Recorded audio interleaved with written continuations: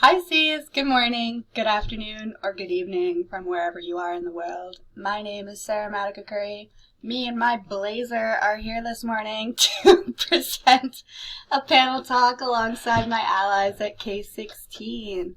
I have the actual transcript on the screen because I didn't really know what else to put on the screen, to be honest, and I didn't want the screen to just be my face. So the transcript's above me. My wonderful panelists will make sure that you also receive a link to the transcript in case that's a better avenue for you to follow along with these presentations. And I'm hoping that this video is made available asynchronously for those of you who didn't have the bandwidth to join us at the pre-designated time this morning. Okay, my talk, I'm going to get through it as quick as I can. It's called Institutional Refusal and the C's Annual Conference, and I will be reading from left to right, and you'll have the closed captions of what I'm mumbling through below. Okay.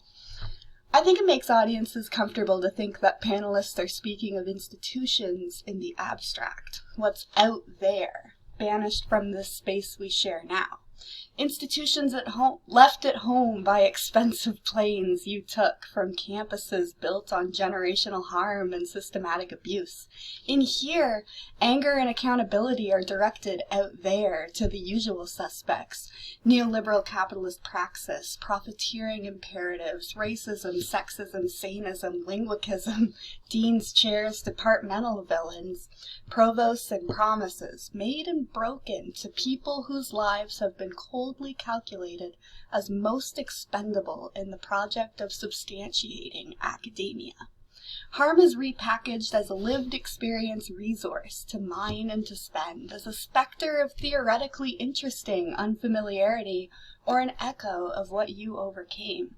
When we use out there, we draw those deservingness lines in the sand whether we admit to it or not. When we deliver fastidiously written land acknowledgments without considering that perhaps those band members don't appreciate it. When we use quant data to speak for underprivileged people we think aren't discussing amongst us. When we tell and retell stolen stories we collected to bolster our own offerings to the academic altar. When we refuse to believe our narration is flawed by the shards of insight we clawed out of the bodies and environments that belong to another, we continuously reconjure out there right here, beside us and inside us. Communities I breathe in and move through, mainly mad and disabled care circles, use call-out structures when harshness is needed, while calling in is a restorative justice mainstay that requires gentleness in my movements in order to circularly draw love through my community bonds. Calling out is staccato and sharp. Bearing witness requires your discomfort, your held breath, your slightly perceptible shift in the chair that feels too hard right now. I worry attendees and panelists too easily put this conference on the wrong side of the line. Out there is sitting beside us. It's what powers the lights and the closed-door meetings and the dinners and the internet bandwidth. The bandwidth I was told could not support hybrid access in a reliable way this year. In here is where decisions were made that this conference had to be on site, had to be $265 to be welcomed inside, had to take place in a state-of-the-art American convention center with the largest grand ballroom in the region. In here, the pop-up Wi-Fi light needed to reliably live stream every C's panel would have cost $995 a day. In here is where Resolution 6 was passed in 2023, which profusely thanked the Accessibility Committee for their 86-page guide, fastidiously outlining on-site retrofits for access.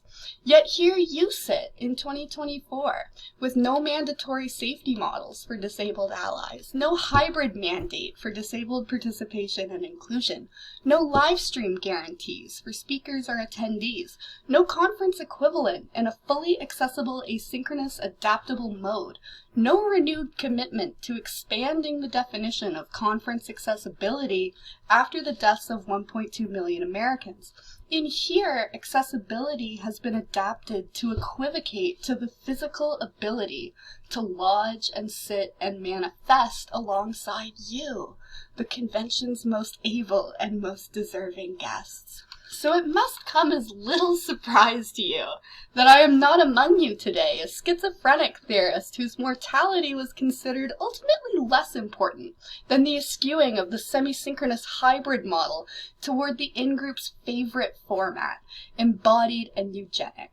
Schizophrenia only loses to old age in its achievement of being the second highest risk factor for COVID death, but you weren't picturing me when you cast my community out there. So my story goes, the deservingness line in the sand is drawn through the screen, and I call out in harsh tones to ask why my life is less important. Out there, institutional resistance takes familiar forms. Position statements, protests, paid positions, and speakerships and scholarships and webinars that recast that sand-drawn line as us versus other. Us versus system. Us versus ignorance. I like when the complex, villainous other story is retranslated through beloved community, how the adjudicated other finds kinship in those also defined by their failures and lack, their disagreeableness, their unapologetic questions toward those whom resistance means participation in a viral position statement, not acts of shared survivorship. In many ways, I think communities resemble a forest. Bricolaged care ecologies and interdependent resource sharing in order to create the strong trunks and branches and light-filtered leaves that we paint onto our imaginaries and office walls. How old-growth trees weave around the mosses and saplings determine critical lifeways of the forest, and their combined shade extends even to those they may have thought fussy, frustrating, inconvenient, or uncomfortable. Their shade does not make value statements about who deserves community. Their shade exists instead as proof that radical love is unconditional. Every time we as a care ecology justify a rubric model along fault lines of rigor, we steal that shade from future chunks of beloved community. When we choose data valence as a means of assessing worth, we steal that shade again to give power to our own conditions of deservingness. When we choose by direct or indirect participation to be complicit in reifying the academic conditions that set forests ablaze, we are not only failing to show up for community, we are fanning the flames. The mass authorization of quiet inaction to let the forest burn as long as our lot is wet is why student deaths by suicide proliferate as collateral damage in the project of mythologizing the altar of academia. We steal that shade for ourselves, and in doing so we have conceded to stealing their light. In 2023 and early 2024, the following institutions are accountable for at least one student death by suicide: Redeemer University, University of Waterloo, Princeton University Cluster, University of New Hampshire, Purdue University Cluster, University of Wisconsin River Falls Cluster, New York University Cluster, Rowan University, University of Houston Cluster, Southeastern Louisiana University, North Carolina State University, Tennessee State University, and the cluster at the University of South Florida. When we talk about meaningful resistance, it might be worthwhile to consider restorative justice alongside where we draw the lines of out there. We are not directly responsible for those lives needlessly lost to the monument of deservingness, but we own shards of accountability for how our everyday choices necessitate the retelling of how community ecologies burn and suffer, and who we buried as a result. We cannot tell and retell overcoming narratives without also acknowledging the flawed conditions by which we were declared the victor, the deserving, the winners of merit and privilege, because these stories necessitate that you perceive my burning as something I deserved. Our well-intentioned resistances may have produced fruitful stories and data sets to pass along here today, but these stories also speak for dozens of students we failed, whose names get erased, whose stories become uncomfortable whispers. They are the antithesis to deservingness, the bodies we crawl over to talk in vainglorious conference centers about how we can work together against out there, or at least justify how we didn't become the villains. Out there, collateral damage is the cost of doing business. Out there, safety and accessibility failures cannot haunt you from inside the room. Out there, the lines of when to pursue refusal of responsibility versus taking authentic accountability seem so clearly drawn. From my stories telling, I can't see the difference between out there and in here, but I love you enough to call out in the dark for transformative everyday change.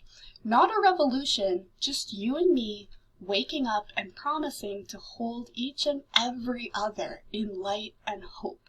In here, I want you to look directly at the bodies on the soil and recommit to sharing your shade without asking who deserves it. Thank you.